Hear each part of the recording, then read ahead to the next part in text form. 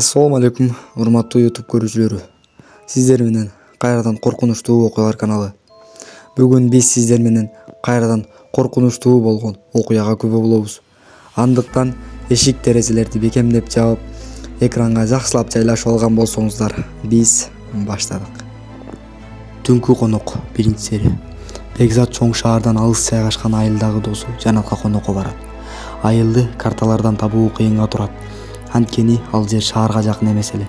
Жанат менен байланыш түзүү кыйын болгондуктан Бекзат жөн эле көз жаздымда келген. Ал айылга барганда таң калат. Ошол айылдагы адамдар кээде көздөрүн албай, баштарын ийип аны көрбөгөндөй жүрүшөт. Айылдын кире беришинде чоң табытты көрүп, аны уктап жаткан адам деп ойлойт. Бирок табыттын жанында эч ким жок. Көзү караңгы, түнкүсүн жашаган үйдүн терезелеринде эч кандай жарык көрүнбөйт. Бекзат Жанаттын үйүн таба албай, кыйынчылыкка кабылат. Ал акырында бир айылдашынын үйүнө барып сурайт. Айылдагы аял "Жанат келбей калдыбы?" деп сурап калат. Бекзат таң калып, ага эч нерсе жооп бере албайт. Аял башын жерге сала болуп кайра айтат. "Айылдын сырлары бар. Түн киргенде ошол сырлар да өзүн көрсөтөт" дейт. Бекзат ага көп көңүл бурган жок. Жана жолуна чыга берет. Көп өтпөй аябай эски үйгө жетет. Ал жерде Жанаттын үйүн табат. Жанат өзүн кыйынчылыктарга кабылгандай көрсөтүп, жайгаштыруу үчүн бөлмөнү сунуштайт.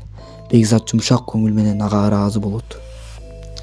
Түн кирип, айылды караңгы каптай баштайт. Үйдүн ичиндеги табият өзгөрөт. Бекзат жеңил тикелей тартып, бөлмөсүнө киргенде анын жүрөгү ооруп, бир нерсе туура эмес экендигин сезет. Телефонун карап көрүп, Жанаттын телефонунан бир да жооп келбейт. Бирок ошол кезде эшикти бирөө такылдатат. "Ким ал?" деп ойлоп, Бекзат акырын эшикти ачат.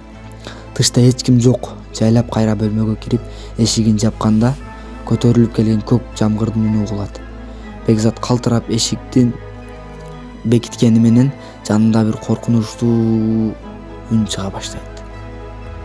Бекзат бөлмөдөгү көрүнүштү кайрадан тиктейт. Бир нерсе жашынып келгендей сезилет. Тиштери бири-бири менен сүрүлүп, деми кесилгендей болду. Бекзат мээси айланчылап, бул жерге эмне болуп жатканын түшүнө албай жатат. Телефонун ачып, кайрадан Жанаттан текст жиберип көрөт. Бирок ал да жооп бербейт. Эң соңунда бөлмөдөгү бир нерселер шыбырап, кенеттен үн чыгып, "Бекзат, кетпе!" деп шыбырайт. Ал ошол учурда көз алдында жылып өтүп кеткен бөлмөнүн терезесинде кандайдыр бир көздөргө окшош жарык чагылат. Ал көздөр бөлмөгө карап, аны аңдып жаткандай сезилет. Бекзат өзүнүн жүрөгүн тартып, эң жогорку бөлмөгө жетип барууну чечет. Бирок ошол замат эшик кайрадан ачылып, караңгыдан бирөө кирип келет.